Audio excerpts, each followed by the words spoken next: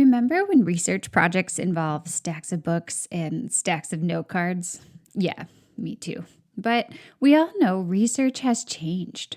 I recently finished a couple of pedagogy books for English teachers, one by Angela Stockman on designing inclusive spaces for writers, and another by Katie Novak on universal design for learning in ELA.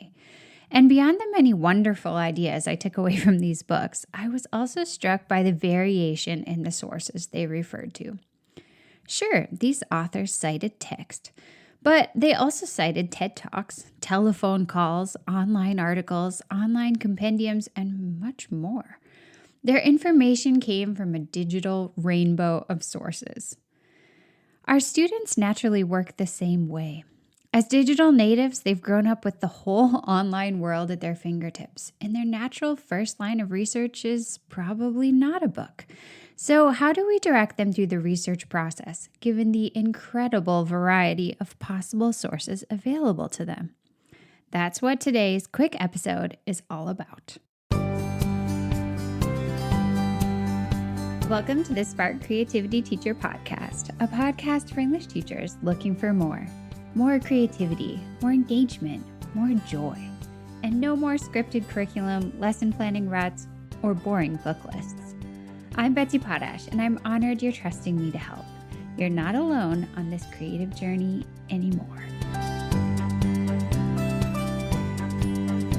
I started thinking about this research process for students quite a bit last year when I was designing the ChatGPT ethical use project that I created for you. I'm going to link that one in the show notes in case you don't have it yet. It's a totally free resource that I spent about a month on last spring, so I would love for you to use it. But anyway, I was reading John Spencer's wonderful work on project-based learning, and I stumbled upon this intriguing article about how research can fit into project-based learning in ways that free students that John wrote. I'll link that as well in the show notes so you can dive into it.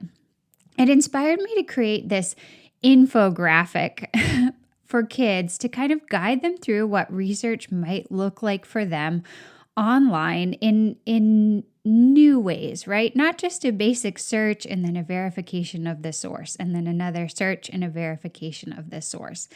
It's really a very flexible journey for them online. I'm going to just describe it a little bit. So inside the infographic or inside their process, it all starts with a student getting curious about the subject, thinking about what they already know, asking questions about what they don't know. And maybe their next step then is YouTube. Kids are so comfortable on YouTube, right? Or maybe it's a podcast. They sort of are brushing against the information that they're going to need to know now. They're getting an introductory media teaser. And maybe that leads them down the next path where they find the name of an expert or they find the name of like a key idea, which they can then research in a new way. Maybe they find an online museum exhibit about the person that they want to research deeper on or the concept. Or maybe they start looking for online articles and they find some and they start to think about, okay, which of these articles can I really trust? What are the biases here? They start to take some notes. Maybe from there, they do a survey of some people in their area, or maybe they stumble upon an expert that they can reach out to on social media. Maybe they watch a documentary. Now they've gathered information from a whole bunch of different sources, and they're starting to get a clearer picture of their topic. Now, if they go back to do an internet search, they have a lot more information about what kind of key terms are going to be useful, what kind of sources are going to be reliable. And so they can continue with a much more expert outlook. They can continue to research, they can take their notes, and then they can return to wherever they think they need to return, whether that's conversations with other people, podcasts, documentaries, online articles, surveys, news articles, books, right? Whatever is working for them. It's like this flexible process. From any one of these steps, they could move to any one of these other steps. So whereas the research process used to look very much like go to the library, look through the card catalog, find the shelf that has your topic and grab 6 books out of it, it is totally different now. It is like go to the internet, choose your type of pathway, whether that's visual or audio, video, or text, and sort of move from place to place, getting a little more information at each step. This type of research process allows for a really circuitous route through the online and text-based spaces, right? Students really get to go where they're curious, and they get to keep digging deeper and going level through level through level. A student might start on YouTube, progress to the online museum exhibit, reach out to an expert on social media, conduct an interview with that expert, and only then dive into a book. Or maybe they listen to a podcast, get a little bit more information on their topic, then start searching online, then discover a short documentary on their topic, then search online with new terms that they learned from the documentary, then do a survey of their peers. Maybe they really like text and they want to go the route that we went through when we were in junior high and high school, and they're going to start with a book. But maybe once they've read that book, they'll fall down a TED Talk rabbit hole. There's really not a right way to conduct research these days. There are so many possibilities. I certainly see this in my work.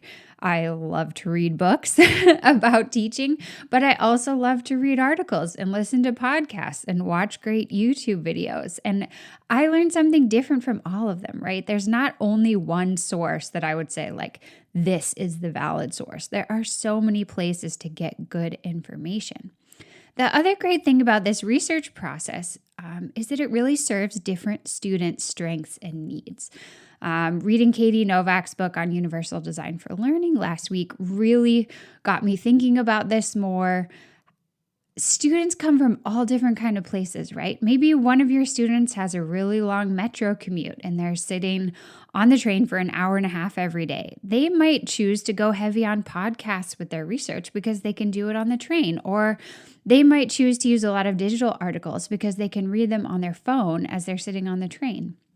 Maybe you have a student who really has trouble decoding writing, and they might prefer to learn through documentaries and photo essays and podcasts. There are amazing documentaries and photo essays and podcasts, and they can learn so much from those.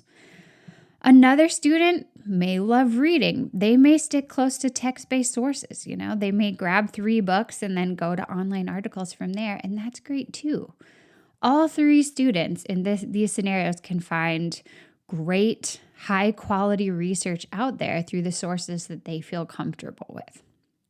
So I just want to say, the next time you assign a research something, there are so many possible research somethings, right? Maybe it's a research podcast, or an Instagram-style carousel project, or an infographic, or a Genius Hour project, or a design thinking project, or a research paper.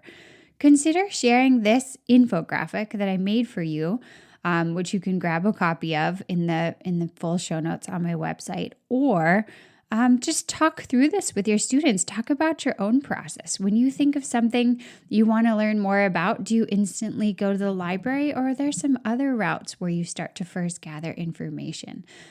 This can be so interesting, I think, just to be transparent with our students about the fact that in this 21st century world, information is streaming to us from a million outlets, and it's about finding the ones that work for you, getting interested in them, and going as deeply as you can from there to the next place, to the next place, to the next place.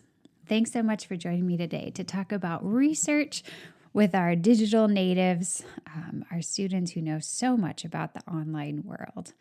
I'm going to remind you here that inside the show notes, I'm going to link to John Spencer's article that originally inspired me to be thinking about this more, the AI Ethical Use Project, which you can sign up to have as a free resource, and I think could be a wonderful one for you, and that research process infographic, which I've put on a handout so that you can share it with students anytime you're doing a research project. Until next time, take care of yourself and stay creative.